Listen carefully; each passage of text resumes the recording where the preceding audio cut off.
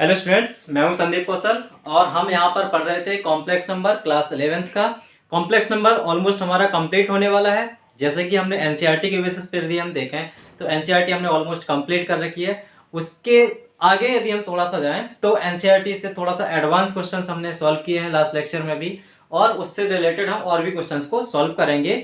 और हमारा जो टॉपिक अभी बचा हुआ है वो है हमारा डी मोइवर्स थ्योरम, और दूसरा टॉपिक होगा हमारा इनइक्वालिटी का, राइट।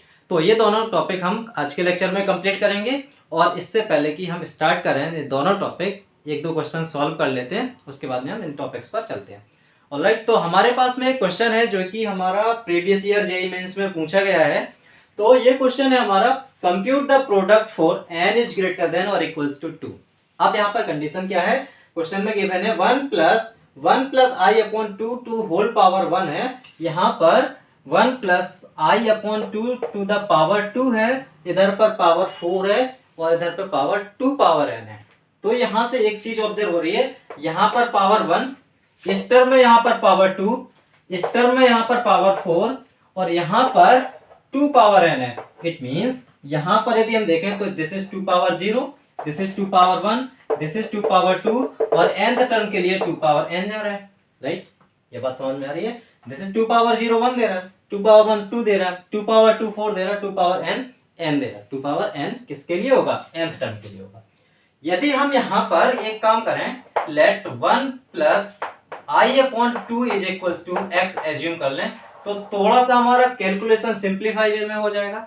इट मींस कि हम यहाँ पर जो यहाँ पर लॉन्ग टर्म लिखा होगा ना, उसको हम थोड़ा सा शॉर्टकट में लिख सकते हैं, राइट। तो यहाँ पर हम इसने एज्यूम कर लिया कि 1 plus i upon 2 equals to x, alright. अब यहाँ पर हमारे पास में जो इक्वेशन बनने वाली होगी वो क्या होगी, 1 plus x to the power 1, 1 plus x to the power 2, 1 plus x to the power 3, not 3 4, यहाँ पर 1 plus x to the power 8 होगा और ये मल्टीप्लाई में कहां तक होगा, 1 plus x to the power 2 power n। यहां पर देख रहे हैं पावर 0, यहाँ पर 2 to the power 0, 2 to the power 1, 2 to the power 2, 2 to power 3, 2 power n। यहाँ पर total number of terms n है और यहाँ पर 2 power 1, 2 power 2, 2 power 3, 2 power n तक जा रहा है। ठीक, इतनी बात समझ में आती है। अब यदि हम इनका प्रोडक्ट एक साथ में लिखना चाहें तो क्या करेंगे, यहाँ पर हमें देख रहे हैं कि यहाँ पर यदि हमारे पास 1 माइनस एक्स है, सॉरी 1 प्लस एक्स है, और यदि हम इस टर्म में 1 माइनस एक्स का मल्टीप्लाई कर दें और उसका ही डिवाइड कर दें तो क्या मिलेगा हमें। यदि हम यहाँ पर 1 माइनस एक्स, इस पूरे प्रोडक्ट में 1 माइनस एक्स का मल्टीप्लाई किया और उतना ही हमने डिवाइड किया, तब क्या मिलेगा, ये दोनों टर्म क्या बना देंगे, 1 माइनस एक्स स्क्वायर बना देंगे, राइट।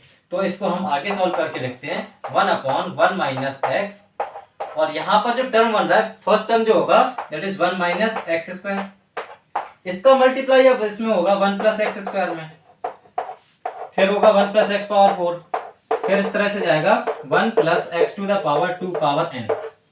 अब देखो यहां पर जो फर्स्ट टर्म था, this was the first term, और इस फर्स्ट टर्म ने क्या पावर बनाई है, फर्स्ट टर्म ने पावर 2 दे रहा है, फर्स्ट टर्म पावर 2 दे रहा है। यदि इन दोनों का मल्टीप्लाई करेंगे तो फिर क्या आएगा, 1 माइनस एक्स पावर 4 आएगा। यानी कि सेकेंड टर्म जो है हमारे पास में, सेकेंड टर्म कितना दे रहा, पावर 4 दे रहा। फिर यहां पर 1 माइनस एक्स पावर 4 आएगा और उसका मल्टीप्लाई हम 1 प्लस एक्स पावर 4 में कराएंगे तो क्या आएगा, 1 minus x to the power 8 आएगा। बात समझ में आ रही है। देखो 1 minus x to the power 4 का हम मल्टीप्लाई करा रहे हैं 1 plus x to the power 4 में, तो a square minus B square से 1 minus x to the power 8 आ जाएगा। मींस जो थर्ड टर्म होगा, यहाँ पर जो थर्ड टर्म होगा वो क्या दे रहा है, थर्ड टर्म दे रहा है पावर 8, थर्ड टर्म पावर 8 दे रहा है। यहाँ पर जो फर्स्ट टर्म था, यहाँ पर 2 पावर 0 बन रहा था, यहाँ पर 2 पावर 1 रहा था, यहाँ पर 2 पावर 2 बन रहा था। अब यहाँ से जब थर्ड टर्म के साथ मल्टीप्लाई हो रहा है तो पावर 8 दे रहा है। अब यहाँ 1 minus 1 to x to the power 8 है, इसका मल्टीप्लाई होगा 1 plus x to the power 8 से, तो यहाँ पर जो फोर्थ टर्म है वो क्या पावर दे रहा, फोर्थ टर्म में यहाँ पर 1 minus x to the power 8, 1 plus x to the power 8 से ये क्या निकलेगा, 1 minus x to the power 16, right.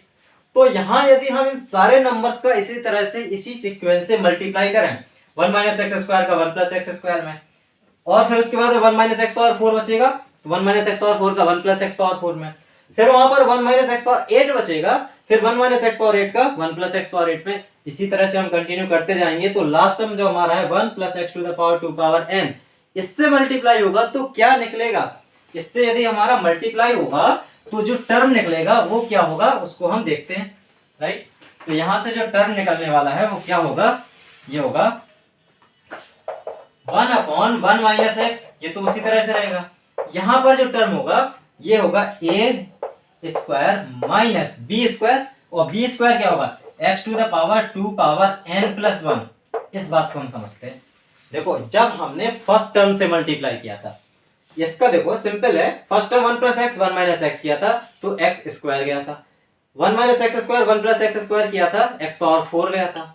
Means यहां पर जब मल्टीप्लाई हो रहे थे तो फिर क्या हो रहा था, यहां पर जब 2 पर हो रहा था पावर 4 गया था, यहां पर 4 के साथ हो रहा था पावर 8 जा रहा है, यहां पर 8 के साथ हो रहा था पावर 16 जा रहा है, यहां पर x पावर 2 पावर n के साथ में होगा तो फिर मल्टीप्लाई में क्या जाएगा x power 2 power n plus 1 हो जाएगा। इस बात को समझो, यहां पर x पावर 2 पावर n से मल्टीप्लाई होगा तो यहां पर देखो कोई टर्म आएगा, देखो इस तरह से आएगा 1 minus x power 2 power n, इसका मल्टीप्लाई हो रहा 1 plus x power 2 power n, 1 plus x power 2 power n, इसी का मल्टीप्लाई हो रहा।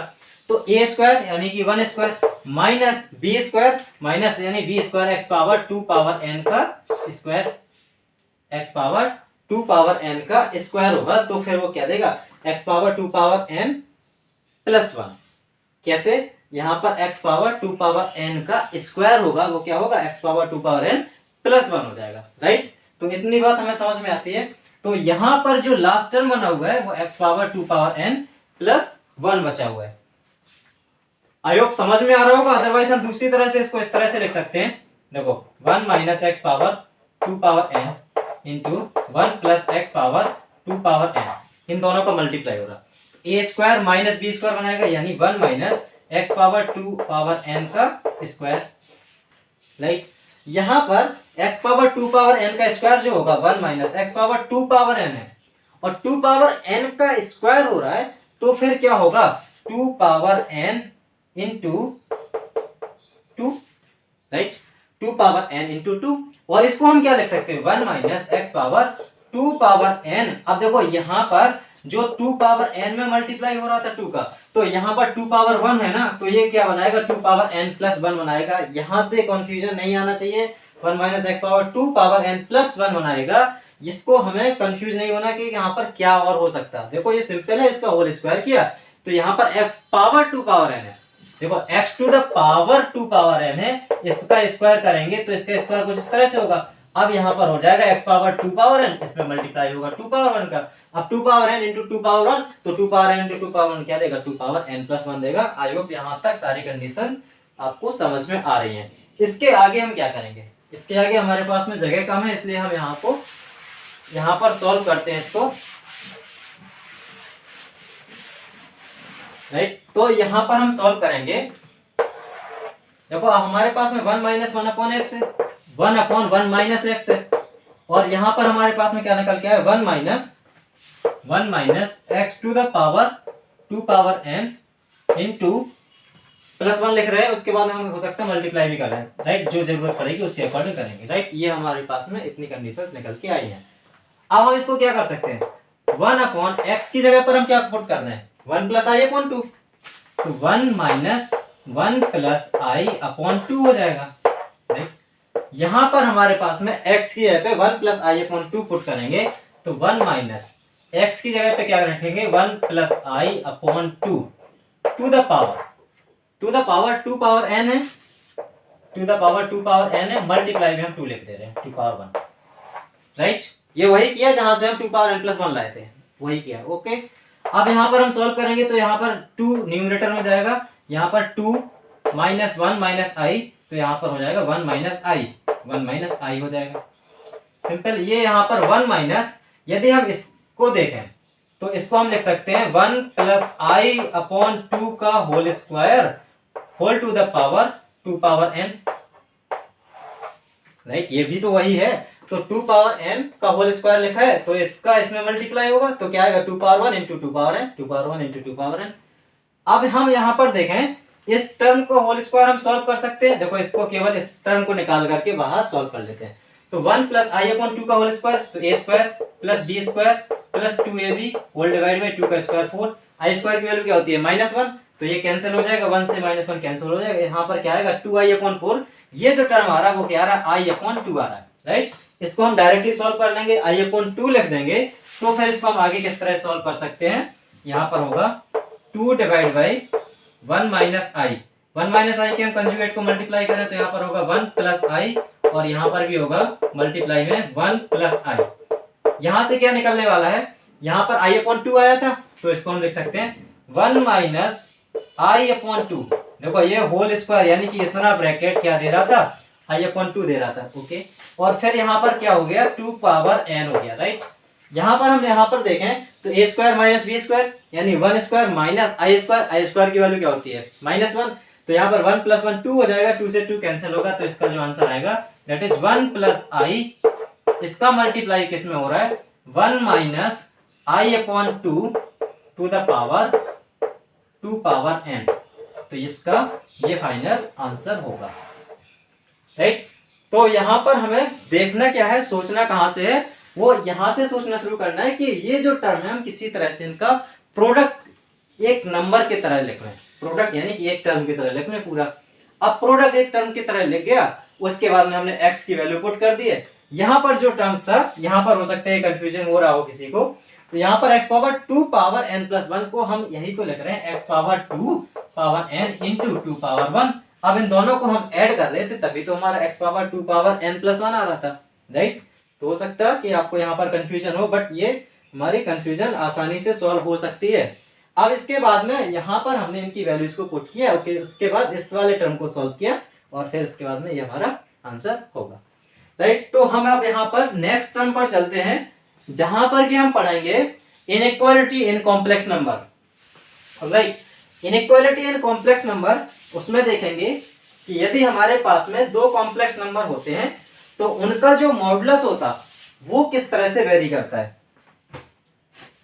लेट अस अज्यूम हमारे पास दो कॉम्प्लेक्स नंबर है Z1 और दूसरा कॉम्प्लेक्स नंबर है Z2।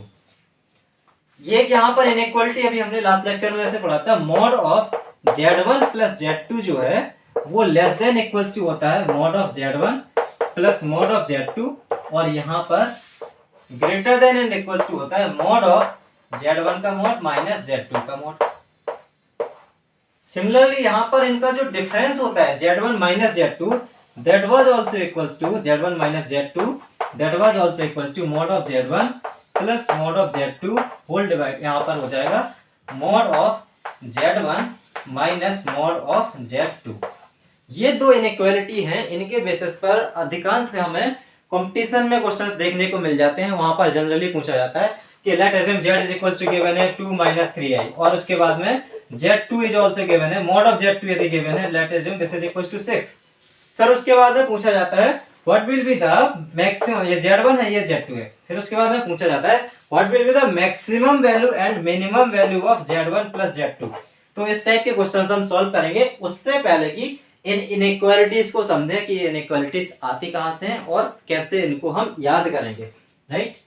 तो यहाँ पर इनइक्वालिटीज को याद करने के लिए हम यहाँ पर देखें कि यदि हमारे पास में दो कॉम्प्लेक्स नंबर हैं Z1 और Z2 और उन दोनों को हम ऐड कर रहे हैं और उसके बाद इसका मॉडुलस फाइंड कर रहे हैं, तो उसका जो मॉडुलस है वो हमेशा और हमेशा लेस देन होगा Z1 प्लस Z2 के समेशन से और ग्रेटर देन होगा mod of Z1 minus Z2, right. और यहाँ पर सिमिलर इनका डिफरेंस भी इसी तरह से होगा। इसको हम आगे समझते हैं, इसको हम समझ सकते हैं ट्राइंगल लॉ से और पैरेललोग्राम लॉ से। ये हो सकता है कि आपने 11th क्लास में फिजिक्स में अभी तक पढ़ लिया हो और हो सकता है कि अभी तक ना भी पढ़ा हो। तो हम वहां पर बेसिक से समझते हैं कि पैरेललोग्राम लॉ क्या होता है और ट्राइंगल लॉ क्या होता है, ऑलराइट। ये आपने नोट कर लिया होगा, इसको रफ करते हैं। इसको हम समझते हैं ट्राइंगल लॉ से और पैरेललोग्राम लॉ से। यदि हमारे पास में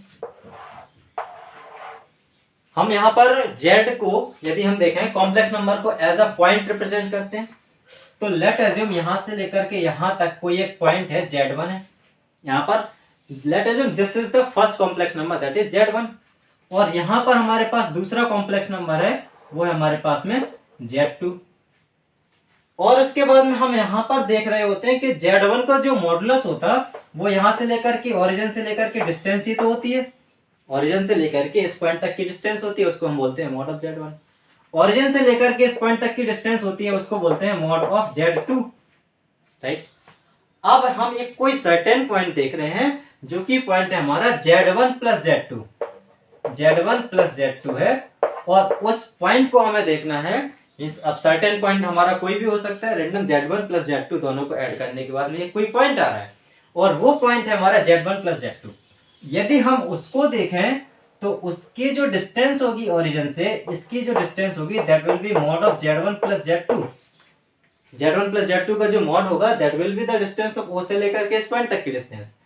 अब हमें यहाँ पर इनइक्वालिटी पढ़नी है, तो इनइक्वालिटी पढ़ने के लिए हम यहाँ पर पैरेललोग्राम लॉ देखेंगे, जहां पर कि triangle law and parallelogram law. तो ट्रायंगल लॉ और पैरेललोग्राम लॉ के अकॉर्डिंग हम इसको समझेंगे इनइक्वालिटी को। यहाँ पर हमने एक कंस्ट्रक्शन के थ्रू एक पैरेललोग्राम बनाया हुआ है, जहां पर कि O से लेकर के A पॉइंट तक और A से लेकर के B पॉइंट तक OAB एक ट्रायंगल है। ये सिमिलरली हमारा उसी तरह से होगा जिस तरह से हम आगे जाकर के वेक्टर पढ़ेंगे, वहां पर इनका समेशन हम देखेंगे, राइट। ये हम हो सकता है कि ये कंफ्यूजन हो अभी, बट इसको सिंपल वे से समझें कि ये कोई ट्रायंगल है, ठीक है। वेक्टर से ना समझ करके हम इसको सिंपली एक ट्रायंगल लॉ से समझते हैं, जहां पर कि कोई एक ट्रायंगल है, late assume ABC is a triangle. तो ABC ट्रायंगल कब पॉसिबल है, जब देखो यहां पर एक डिस्टेंस AB है, दूसरी BC है, तीसरी CA है, राइट। अब हमें यहां पर ट्रायंगल यदि फॉर्म करना है तो इन दो ट्रायंगल के यहाँ पर दो साइड्स, किसी भी ट्रायंगल की दो साइड्स का सम हमेशा और हमेशा ग्रेटर देन होगा थर्ड साइड से। ये तो हम 10th क्लास में पढ़ चुके हैं। The sum of any two sides of a triangle is always greater than the third side. तो AB plus BC is always greater than CA। एक इनइक्वालिटी पड़ी है। यदि हम यहाँ पर देखें तो जो दो साइड्स है ट्रायंगल की, दो साइड्स है ट्रायंगल की, दैट ऑलवेज इनका जो डिफरेंस है, देखो यहाँ पर पहली इनइक्वालिटी है, यदि दो साइड्स है ट्रायंगल की AB प्लस BC, उन दो साइड्स का sum is always greater than the third side. Simple, यानी कि दो साइड्स का sum is always greater than third side. अब दो साइड का जो डिफरेंस है this always be less than the third side. इन दोनों इनइक्वालिटी के बेसिस पर ही हम इस वाले लॉ को भी समझेंगे, यानी कि हमारे पास में दो साइड्स हैं, उनका जो सम है वो लेस देन होगा, सम है वो ग्रेटर देन होगा थर्ड साइड, और उनका जो डिफरेंस है वो लेस देन होगा थर्ड साइड, राइट। अब हम यहाँ पर समझें पहली इनइक्वालिटी को। तो हमारे पास में ट्रायंगल बन रहा OAB ट्रायंगल है, OAB इस ट्रायंगल में है। तो यहाँ पर O से लेकर के तक की distance this is mod of Z1। यहाँ पर A से लेकर के भी वही होगा, पैरेललोग्राम लॉ यहाँ पर है, तो जो OZ होगा वही यहाँ पर AB होगा। इट मींस यहाँ पर की जो डिस्टेंस है that is also equals to mod of Z2।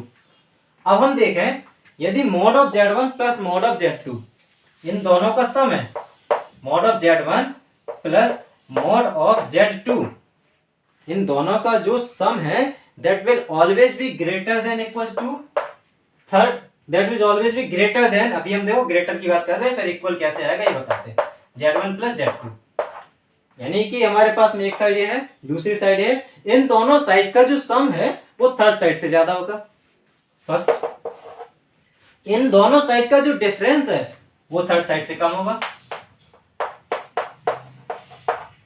Less than third side Z1 plus Z2।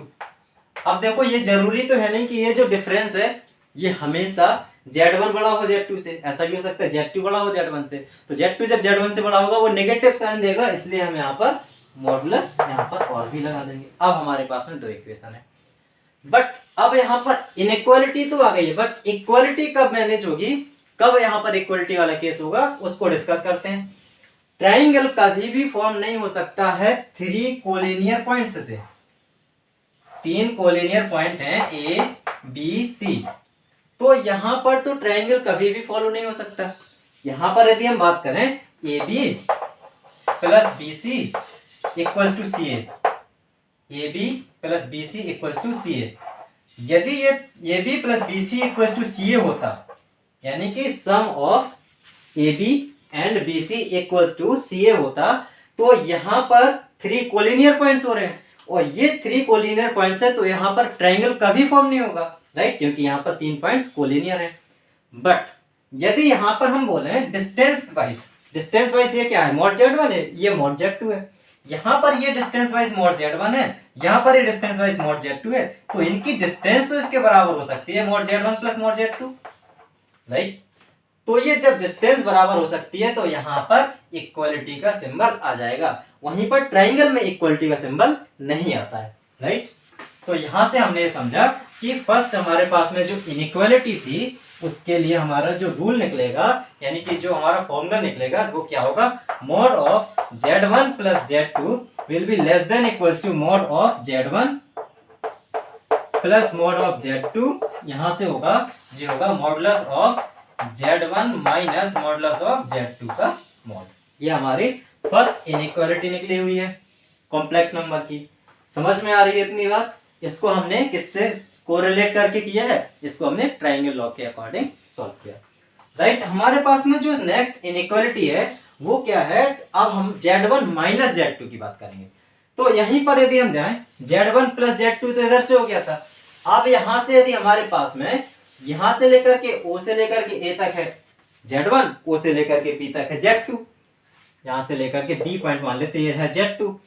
अब हमें क्या करना है कि इन दोनों का डिफरेंस के लिए हम यहाँ पर उस पर जाएंगे, वेक्टर पर जाएंगे, डिफरेंस में हम वेक्टर पर जाएंगे, तो यहां से लेकर के यहां तक का जो मॉडुलस होगा that will be mod of Z1 minus Z2, mod of Z1 minus Z2, right. ये हम इस बात को हम ज्यादातर समझ सकते हैं अकॉर्डिंग टू वेक्टर लॉ। ए से लेकर के बी तक जा रहे हैं तो mod of Z1 minus Z2 हमारा क्या हो जाएगा, ए बी की डिस्टेंस हो जाएगी। अब हम समझेंगे फिर से सिमिलर मेथड से, the sum of two sides is always and always less than the third side, और sum of difference of two sides is always greater than third side. देखो सम ऑफ टू साइड्स है, पहली बात है sum of two sides is greater than third side, वहीं पर उल्टा होगा difference of two sides is less than third side. पहले सम ऑफ टू साइड्स देखें तो sum of two sides means Z1 plus Z2, sum of two sides यानी mod of Z1 plus mod of Z2। अब यहां पर फिर से वही ट्रायंगल लो, यदि हमारे पास एक साइड ये है दूसरी साइड ये है, तो इन दोनों साइड्स का सम, इसका और इसका यदि हम सम देखें तो वो क्या होगा, वो थर्ड साइड के सम के, देखो यहाँ पर फिर से AB और ये BC है, AB और ये C है, तो AB plus BC less than होगा या इक्वल्स टू होगा AC के, यानी कि लेस देन और equals to Z1 minus Z2।